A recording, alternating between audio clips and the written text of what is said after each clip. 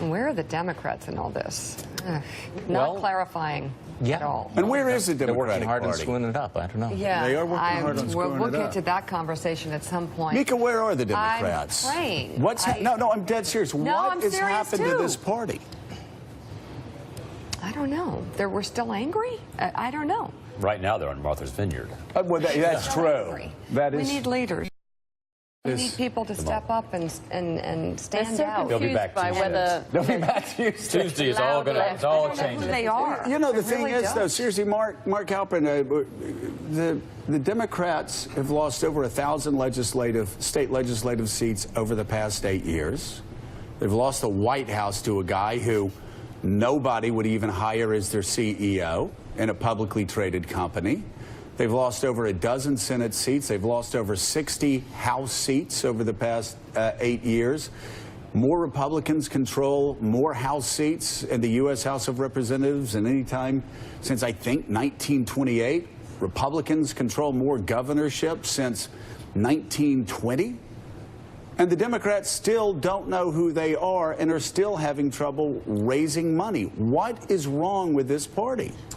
It's always hard to compete with the megaphone of a president, but when your party is lacking leaders, big ideas, and a strategy, it's impossible. It's impossible. Yeah. And the president, for all of his polling problems, for all of his legislative problems, he's such a dominant figure in the news. It takes an epic storm to wipe him off the front pages.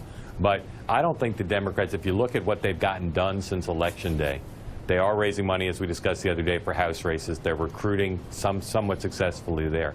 But I don't think you can point to too many things beyond that that suggest that they've made progress as a brand from what happened to them on Election Day. Booing and hissing at Trump is not a brand. Big ideas, big personalities behind them, and a strategy is what we need desperately, anyhow. And actually being inclusive. I know. I wrote that down too. I know, and this just shows you the trouble Democrats are in.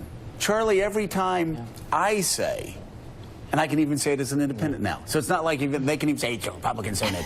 But I say they need a message for all Americans. They need to stop with the balkanization of America and a message for all Americans. Then suddenly somebody will tweet at me or somebody will say, email to me, oh, you're just being a racist. Oh, I go, wait, Yeah, I'm being a racist? Yeah. I'm being a racist because I'm saying you need a unifying message? Well, the good news is that Hillary Clinton's finally coming to Wisconsin on her book tour. Oh, that's good. Yes. How much is she charging? I have no idea. No, Yeah. actually, I think there was a charge. Oh yeah, no, big it's I won't be able to afford it. Yeah. Yeah, but at least she found Wisconsin. At least she was able to find, you know, the upper Midwest. But you know, you're right. It's just like almost every single time you think, you know, here is the vital center.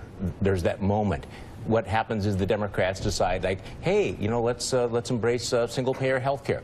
Let's double down on identity politics. And they kind of wonder, you know, why. It's almost like there's something genetically that they have to offend centrists, make it more toxic. Yeah. And frankly, you know, Republicans still have that going for them. They're still counting on that. And it's not just Republicans that get this. It's like, I keep going back to it, at the Democratic National Convention, Joe Biden, the sitting vice president of the United States, along with Ed Rendell, said, you know, we have to have a unifying message. We're going to lose Pennsylvania.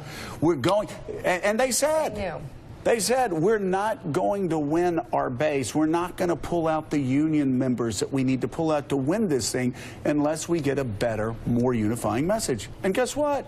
Rendell, who would have known? Rendell and Joe Biden, two Pennsylvania guys. Biden, by the way. I really am. I mean, I would just point out that it's sort of hard to say with one hand that the Democrats need to be more centrist and more appealing to a broader range of the political spectrum, and at the same time cite the Democratic Convention and last year's election as where that would have worked. I mean, the most energy, the most fundraising that happened last year was through Bernie Sanders, was through a hard left position on a lot of different things, including health care. Which will win primaries for you all the time. Right, but I think one of the things that's under-recognized and lose general elections is that there is an overlap between the racial demographics of the United States and the partisan demographics of the United States. And in a moment when race is a very big political issue that motivates a lot of people in a lot of ways, it's important to remember that the Republican Party is primarily white, and most African African Americans are Democrats, and there is an overlap there between racial politics and partisan Well, politics. then why did so many people who in Wisconsin, and 1 out of 5 maybe in Wisconsin, Michigan,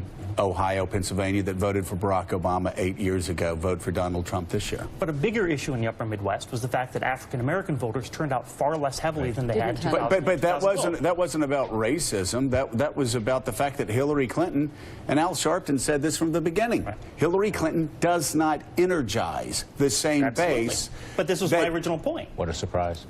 That is a surprise. Yeah. Who All right. could have seen that coming? What a surprise, yeah.